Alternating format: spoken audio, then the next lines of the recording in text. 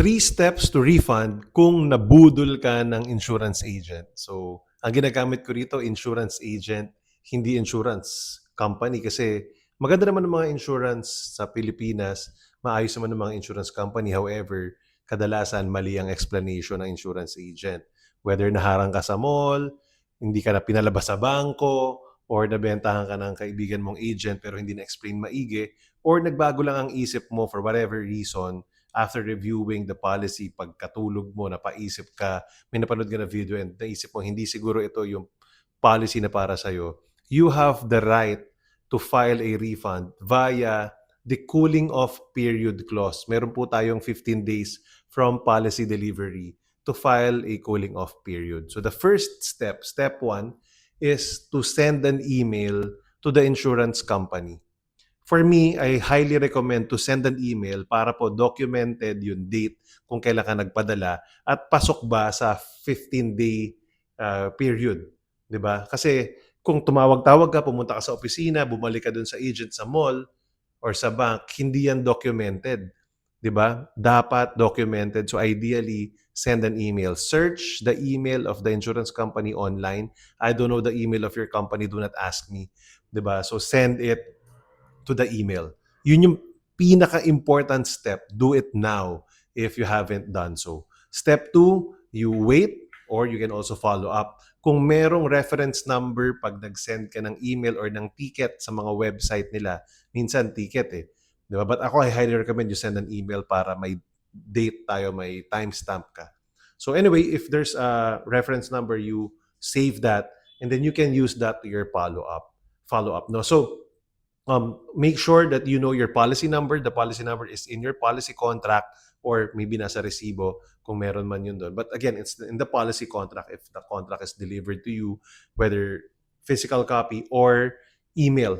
So meron pong policy number yan. Makikita nyo doon. So include that in your follow-ups para po alam natin. Again, better documented or naka-record kung yung date. So use a timestamp, use an email. And then third step is you provide the documents that will be requested from you. So whether it's valid IDs, most likely for some, the companies will require you to present or to record your or submit the details of your bank kung saan nila i-deposit back. Kung nag-credit card ka, malamang hindi yan i-refund sa credit card. So tingin ko lang, ibabayaran yan sa'yo ng cash or through check kung ipipick up mo sa main office nila. May mga ganong companies po na kailangan i-pick up sa main office nila.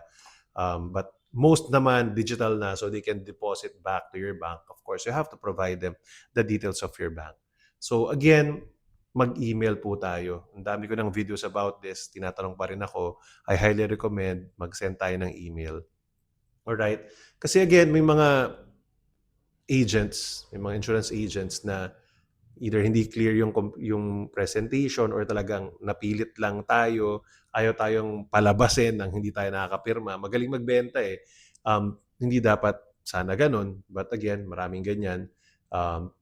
Hindi natin nilalahat. Hindi natin nilalahat yung mga nasa mall. Hindi natin nilalahat yung mga nasa bank. Hindi natin nilalahat yung mga agents. Maraming magagaling at matitino at magaling mag-explain. I have videos about how you should buy.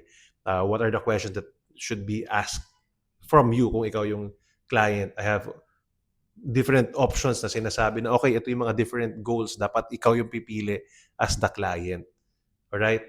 Kung hindi ganun ang process, pinor sa'yo yung product, so maybe mapaisip ka, maybe hindi talaga ito yung product for me. So you gotta do your own research. Diba? Hopefully, no, you learn how to say no kung hindi ka pa nakakabili. Learn how to say no or not yet. Diba? Ano yung mga pwede mong sabihin na reasons. Let me know ano yung mga naiisip ninyo. But that's what you should be doing. Those are the 3 steps.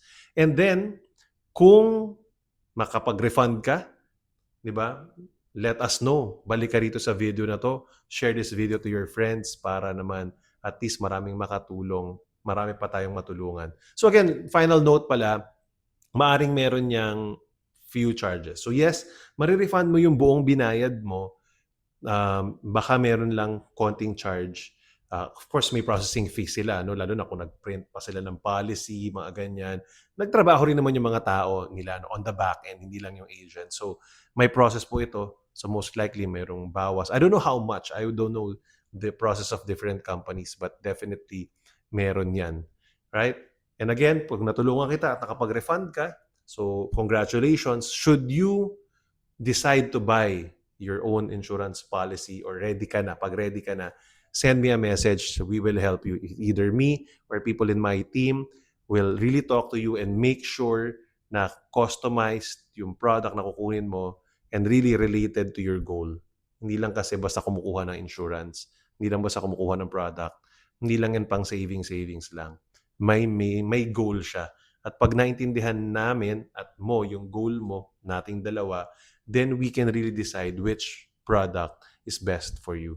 If you want, you can watch my videos here in YouTube, in TikTok, in Facebook. I have a lot of videos, even in Instagram, especially reviewing the mga products namin sa AIA. Maybe you can check that. Do your own research, katulad ng ginagawa mo ngayon. So let me know, balikan mo kami kapag nakapag-refund ka.